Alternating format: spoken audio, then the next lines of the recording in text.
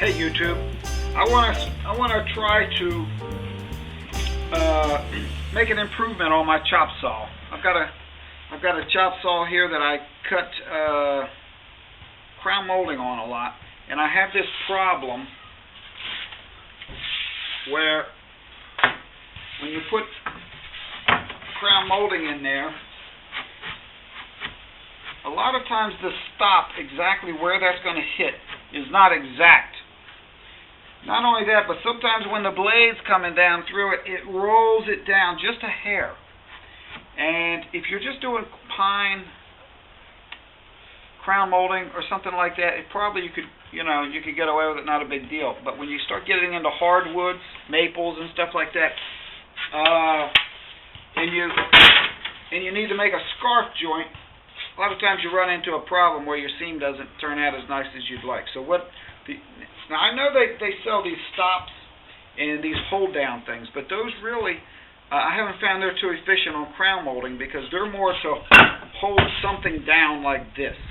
I need something where I can adjust it to stop the roll, and I need something that's on both sides, not just one, because sometimes you're over here and sometimes you're over here, so you'd have to keep moving your stop. Let me show you the idea that I got.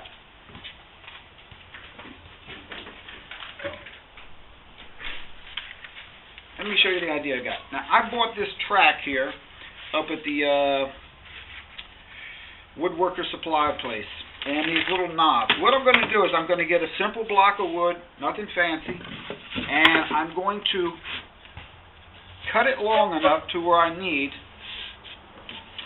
and so that it's flush with the top of my table here. And then I'm going to dado a strip in there and put this piece right in there.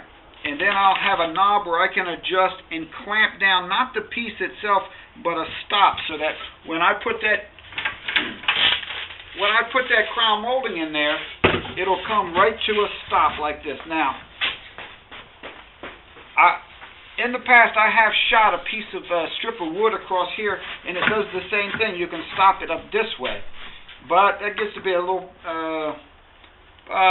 bit of a bother. You got to tear it off each time when you're working with different size molding. So, if I can come up with something that I can adjust and stop, and that this piece will hit right in there, I think that'll work out pretty good. Of course, the problem or the challenge is a lot of these sides on these chop saws, and I've got 4 chop saws. None of them are flat, so you got to kind of mess with. I can see I'm going to have to do something to keep that block kind of. I may have to cut the side, taper it, put it on the joint or whatever. But I'm going to work on that, and I'll get back to you.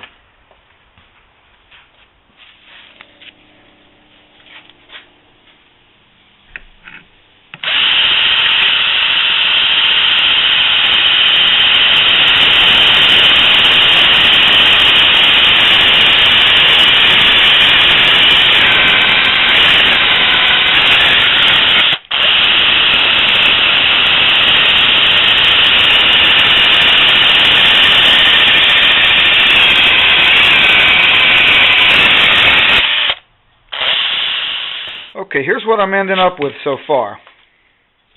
I got some 2x4s, and then I've got some 5/4 scraps that I had around the shop here that I screwed and glued onto the top, and I've cut a dado slot in there for this little aluminum track to sit in there like that when I cut it to length. Now, I took my belt sander, and the base had this lip around here that was really not letting this sit as flat. So I ground off that with my belt sander on both sides, and now I'm going to see that when I screw this on here, how straight in line that is. If I've got to take my sander and scallop some out of here to get it to fit, that's what I'll do. But we've got to have this, dead flat, or else that'll cause problems. So we're looking pretty good so far. Let me try to get those mounted on there and see how that works. Okay, we got these side pieces attached. Basically, I put a couple screws in through here, and they just came in. It took a little bit of effort to kind of scalp that to fit so that it would sit, you know, fairly flat with the bed up there. But looks like it's coming together. Now I just have to make some actual stops that will lock down and hold my workpiece at the correct angle. So I think I'll just look around here and find a scrap piece of maple or something like this, cut it down, and we'll see how that does. Okay, we're all done now. I've got this thing set up, and you know, this thing I think is going to work out so good. I should have did this years ago because it's compact, and I think it's really going to work out. Let me show you what I got here. Now, when I first started off with this thing, I thought I was just going to use a block of, hold on. I thought I was just going to put a block of 2x4 next to there. That didn't work out too good because, why didn't that work out? For some reason that didn't work out, so then I doubled it up. And I made a double 2x4. And I was going to put that there. That looked too big and too bulky. That created a few other problems.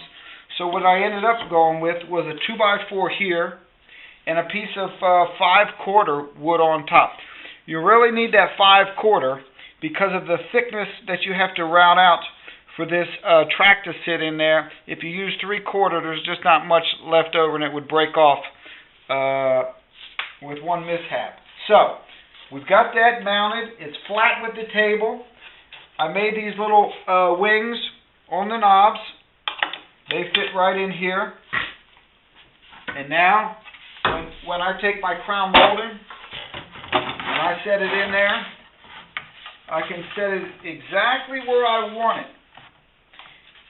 And then I can slide these stops and tighten them up. And that works perfect. So, overall, I'm very happy with it. I think it's going to do me good.